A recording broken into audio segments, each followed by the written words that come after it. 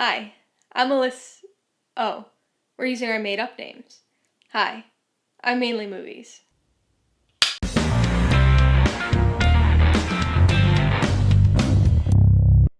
Hey everybody, welcome to Mainly Movies. Today I'm going to be talking about the 19th entry into the MCU, Marvel's 2018 ensemble superhero film, Avengers Infinity War. It stars Robert Downy Jr., Chris Hemsworth, and about 50 other MCU regulars, and was directed by the fraternal duo of Anthony and Joe Russo. Avengers Infinity War tells the story of Iron Man, Thor, Captain America, and very literally the whole Avengers gang as they take on their biggest foe yet, Thanos, played by the excellently motion-captured Josh Brolin. Thanos is in search of the 6 Infinity Stones, because with their combined powers, he would be the most powerful entity in the universe, capable of absolutely anything.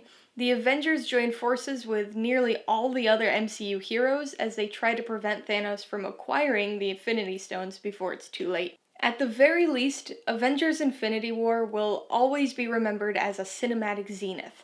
It marked the beginning of the culmination of a 10-year journey that took us from the now seemingly humble beginnings of the MCU with Iron Man and the Incredible Hulk to what, at the time, seemed like the ultimate superhero crossover film, the Avengers. But that was only phase 1 of the journey. From there, we were given still more development of core characters, as well as the introduction of increasingly more obscure new heroes. More crossovers ensued, firmly cementing the entangled nature of this cinematic universe. But that entanglement was never quite fully realized until now, with this 19th film in the MCU. That interconnectedness is both Infinity War's greatest strength and its greatest weakness. After all the years we've spent with these characters, witnessing them all finally coming together with the grand task of saving the universe is beyond satisfying. All the character development, defining moments, and instances of foreshadowing from the previous 18 films suddenly merge and come to a head here. Everything we know is vital to understanding the extent of the threat in this film, and the interplay among characters is gratifying because for the last decade, they've been real people in our lives, and we feel like we really know them. All that entanglement makes Avengers Infinity War a unique and satisfying experience for existing fans of the MCU, but it also prevents this film from ever standing on its own. As fans of the MCU, we forget that the average moviegoer likely won't want to watch 18 movies as a prerequisite for a superhero summer blockbuster.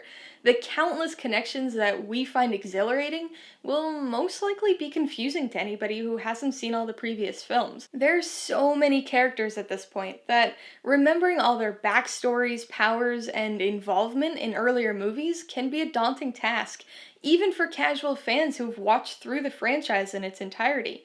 And all of that isn't even considering the fact that Infinity War is only part 1 of this 2-part conclusion. Nobody, not even the most knowledgeable and diehard fans of the MCU, will ever watch this film and think, okay, I'm fully satisfied now. It can never be a standalone film on the front end because of all the important information from the previous films, but it can never be a standalone film on the back end either because of the most blatant movie cliffhanger in recent memory. You need Endgame, and as a result, it almost makes Infinity War feel a bit indulgent.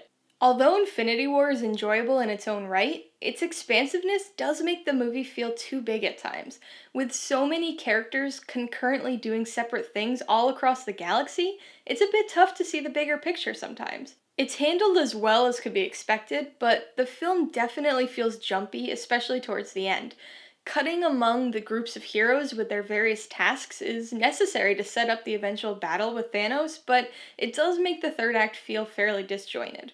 Despite nearly all our MCU characters uniting here to take on Thanos, we still never get that every hero fighting together moment that fans crave. It seems likely that that will be the plan for the ultimate final battle in Endgame, but here in this film, we only get a small taste of that in the final 10 minutes. Rather than just throwing everybody together, this film groups the characters in combinations we haven't seen before.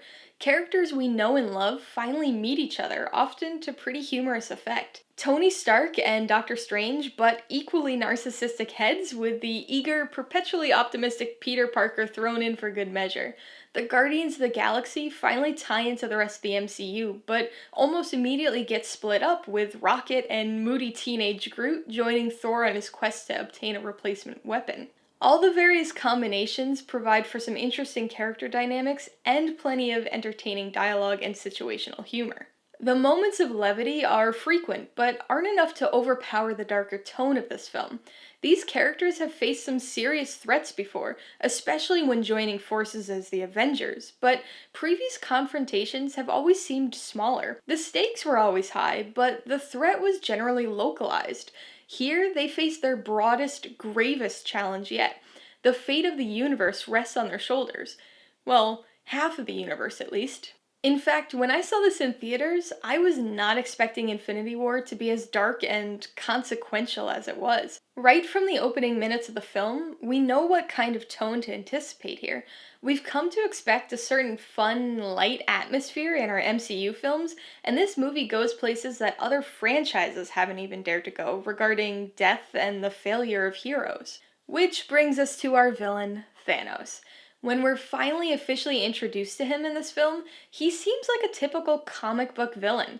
His goal of obtaining the Infinity Stones feels very quest-like, and his minions and outrider creatures seem like variants of what we've seen before, even in the MCU. But as the film progresses, we see more and more of his plan, as well as more of his past and his motivations. He's certainly the most formidable, destructive, and dangerous threat any of the Avengers have ever faced, but he's also the most complex and well-developed villain in the MCU. We see the various sides of Thanos, which makes him a very compelling and layered antagonist. He's one of those well-crafted characters that's capable of evoking different emotions from the audience each time they watch the film. The first time you watch the movie, he's the villain, no question about it. The Avengers oppose him, so we do too. Our feelings on him might confusingly soften midway through, but we're still very solidly against him. On rewatch, things are a bit different. We understand his plight from the get-go, which reframes how we view his actions. We may still disagree with his tactics and the resounding repercussions his actions have on the MCU, but he's not simply the evil villain we once believed. He's not bent on destruction like so many other MCU villains have been, but rather preservation. In a strange kind of way, his heart's in the right place. His reasoning is sound, and he remains impartial during it all, never letting his own emotions or biases influence his progress towards his ultimate goal. We might not be happy with the outcomes, but the film certainly makes us question what makes a villain a villain. It also asks the ultimate question: why is Gamora? So, is Avengers Infinity War the greatest superhero movie of all time? No. Is it the best MCU movie? Still no. But is it the best Avengers movie? For now, at least.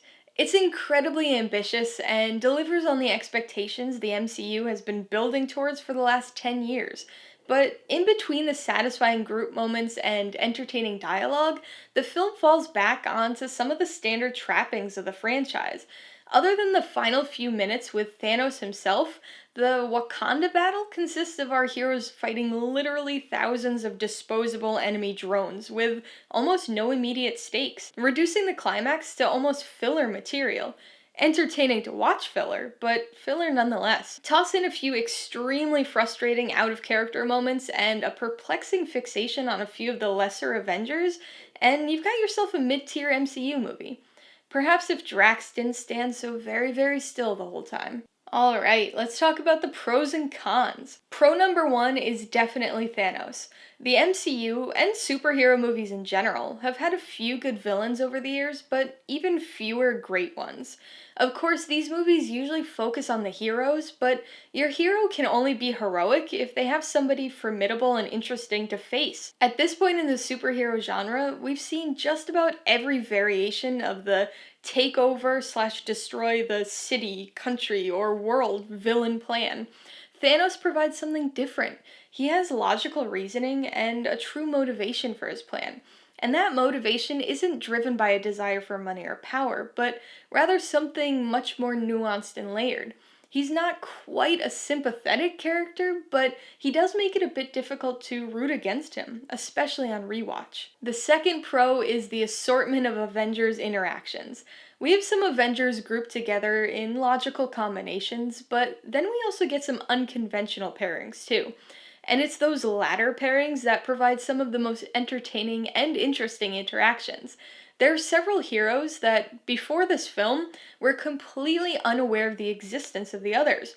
So their initial meetings were fantastic. The pirate angel meeting the rabbit and his group was probably my favorite, but Tony and the wizard was pretty good too. These various pairings provided much of the film's humor, but it also gave us some interesting insight into the personalities and adaptability of some of the characters we've spent years with. Pro number 3 is the ambitiousness of this film. There truly has never been a movie quite like it before. The first 2 Avengers films, and even Captain America Civil War, brought plenty of characters together, but Infinity War is the culmination of 10 years worth of films. 18 movies with all their characters, plot points, and universe building finally coming to a head to deliver the story that's been hinted at all along. It's not quite the payoff that Endgame will likely be, but it provides us with the setup for that payoff, and finally ties the entirety of the MCU together. As far as the cons go, my biggest con is actually the flip side of my last pro. The ambitiousness and scope of the film are commendable, but they also make it impossible to fully appreciate, understand, and enjoy it without having seen the 18 previous movies. And watching those 18 movies just once isn't likely to cut it. This is the type of movie that calls back on both major and minor plot points, as well as loads of character introductions and development from each of those movies. Now I get that this is a franchise, and seeing the earlier movies in a franchise is a given expectation, but when it's this many, it almost becomes a chore. Obviously not for fans of the MCU, but casual fans of superhero movies or action blockbusters probably won't want to put in the 38 hours of marathon homework to prepare for it. What seems like an amazing and interconnected culmination for serious fans is a confusing and exclusive club to casual fans. And that's not even mentioning the 2 MCU films released since, or the cliffhanger that requires yet another 3-hour film to finally conclude the story. My second con is the disjointed nature of the story.